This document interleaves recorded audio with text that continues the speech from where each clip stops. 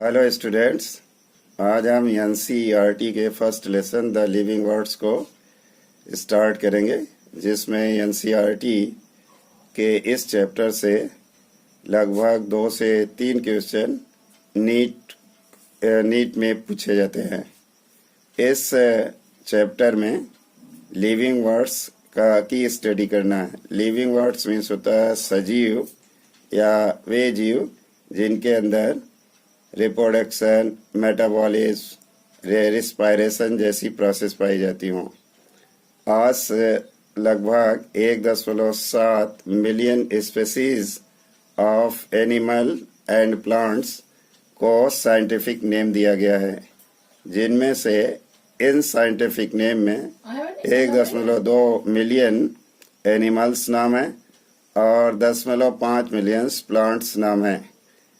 Animal species में near about 10,25,000 animals insect group के हैं, इसलिए इंसेक्ट ग्रुप को लार्जेस्ट ग्रुप ऑफ एनिमल कहा जाता है। इन एनिमल को डिस्कवर करने में नियर अबाउट 3.5 मिलियन ईयर्स खर्च हुए हैं। Nearly 15,000 species per year discovered की जाती हैं। आइए स्टूडेंट्स, सब लोग ये जानते हैं कि लिविंग बीइंग्स के क्या कैरेक्टर्स हैं। इनके important characters growth, reproduction, metabolism, consciousness, respiration, cellular organization होते हैं। Growth means it is a numerical and structural permanent changes जिसमें एनिमल्स की बॉडी में परिणात्मक और संरचनात्मक परिवर्तन होते हैं, उन्हीं को हम लोग ग्रोथ कहते हैं। That can be explained on the basis of unequal metabolism। इस ग्रोथ को उपापचय के असामान्य विभाजन के अकॉर्डिंग व्याख्या की जा सकती है। एनाबॉलिज्म जब कैटाबॉलिज्म से मैक्सिमम होती है तो उस कंडीशन को ग्रोथ कहा जाता है। एनाबॉलिज्म कंडीशन में फॉर्मेशन प्रोसेस होती है और कैटाबॉलिज्म प्रोसेस में डिस्ट्रक्टिव प्रोसेस होती है। कैटाबॉलिज्म जब मैक्सिमम होता है और एनाबॉलिज्म मिनिमम होता है तो उस वक्त डी ग्रोथ होती है। D growth means loss of growth होती है। Non-living growth is extensive. Extensive means होता है students deposition of material of the surface of the object. जब ऑब्जेक्ट की आउटर सरफेस पर मटेरियल का डिपोजिशन होता है तो उसे एक्सटेंसिव ग्रोथ कहते हैं। In case of animal the growth is extensive and intrinsic both, but this growth is not defining property of the living beings। growth को living beings की defining properties नहीं माना जाता है। the growth of the plants is indefinite।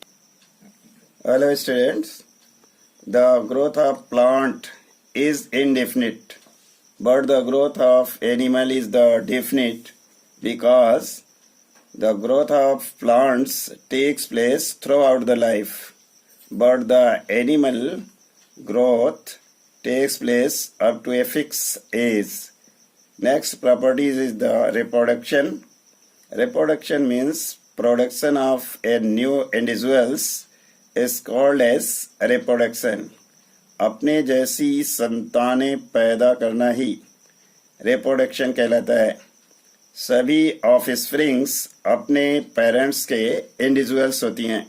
The new individuals are similar to their parents.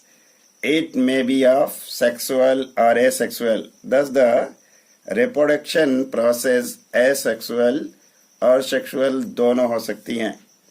In unicellular prokaryotics and in eukaryotics एक कोशिकीय आद्य और सुविकसित जीवों में रिप्रोडक्शन और ग्रोथ सेम फेनोमेना होती है। It is absent in mule, bee workers and जीव्स। रिप्रोडक्शन प्रोसेस कुछ एनिमलों में जैसे म्यूल, बी वर्कर्स और जीप्स में एब्सेंट होती हैं। The next process is the metabolism.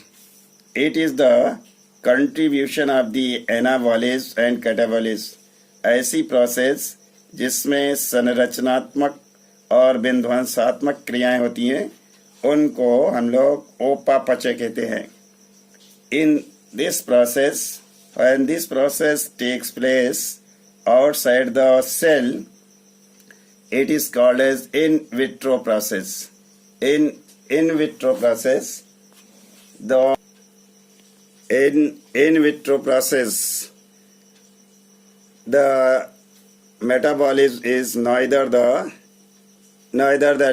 living or non-living, but in vivo process which takes place inside the cell, it is a living being. It is a living process, not a non-living process. Third, next character is the consciousness. Consciousness means sense and response of the organism with their surrounding is called as consciousness. Consciousness का मतलब होता है कि animal या plants अपने external environment से जो उद्दीपन और संवेदनाएं ऑब्टेन करते हैं और उससे रिस्पॉन्स करते हैं, उसको हम लोग कॉन्शियसनेस कहते हैं.